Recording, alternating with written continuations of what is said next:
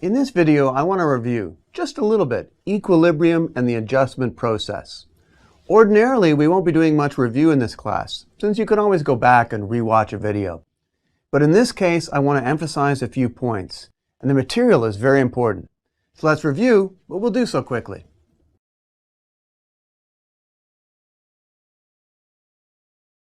Okay, here's the equilibrium price, the price where the quantity demanded is equal to the quantity supplied. Why is that the equilibrium price? Because at any other price, forces are put into play which push the price towards the equilibrium price. So at a price of $80 per barrel, for example, we would have a surplus. The quantity supplied would be greater than the quantity demanded. Sellers have more goods than they have customers, and because of that, they have incentives to push the price down towards the equilibrium price. What if the price is less than the equilibrium price? Well, in this case, the quantity demanded will exceed the quantity supplied. Buyers will want the good, but there won't be enough of the good to go around. In other words, there'll be a shortage because the buyers have to compete to obtain the good. They're going to push the price up, again, towards the equilibrium price. The equilibrium price is the only stable price. Through a similar kind of argument, we can show why this quantity, the quantity such that quantity demanded is equal to quantity supplied, why this quantity is the equilibrium quantity. Namely, choose any other quantity, and let's show that that can't be an equilibrium. So suppose that the quantity bought and sold was 50 million barrels of oil per day. Notice that for this last barrel of oil which is being bought and sold, buyers are willing to pay up to $90 for that barrel of oil, or for one more barrel of oil, they're willing to pay $90. On the other hand, sellers are willing to sell that barrel of oil or one more barrel of oil for just $50.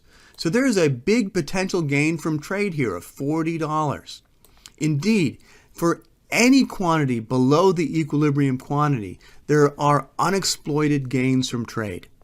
Now, in economics, we assume that if you put a potential gain from trade in front of people, they're going to find it. They're going to be able to realize that if only they bought and sold a little bit more, both the buyers and the sellers could be better off. So that's why we assume that the quantity bought and sold will be pushed to the equilibrium quantity, because it's only at the equilibrium quantity that all the gains from trade have been exploited.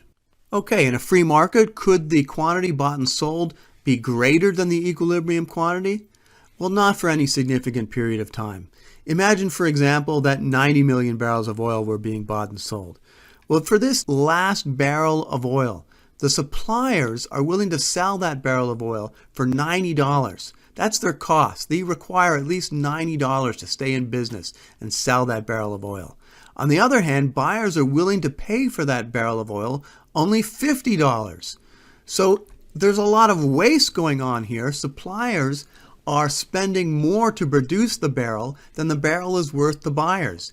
Indeed, at any quantity above the equilibrium quantity, there's waste. And we don't expect waste to last very long in this market, precisely because if without any intervention, suppliers are not going to be able to sell a product to buyers for more than the buyers are willing to pay for that product, for more than the product is worth to the buyers. So for this reason, we don't expect waste to last in a free market either. So a free market maximizes the gains from trade. Remember also that the gains from trade can be broken down into two parts, the consumer surplus and, of course, the producer surplus. A couple other points just to finish this off. Notice that the equilibrium price splits the demand curve into two parts. The goods are bought by the buyers who value them the most, the buyers with the highest demands. These are therefore the buyers, and these are the non-buyers. And goods are sold by the sellers with the lowest costs. So these are the sellers, and these with the higher costs are the non-sellers. Okay, let's summarize this whole thing. A free market maximizes the gains from trade, or the gains from trade are maximized at the equilibrium price and quantity. And what this means is that the supply of goods is bought by the buyers with the highest willingness to pay. The supply of goods are sold by the suppliers with the lowest costs, and between the buyers and the sellers, there are no unexploited gains from trade and no wasteful trades. Okay, that concludes our review. On to some new material.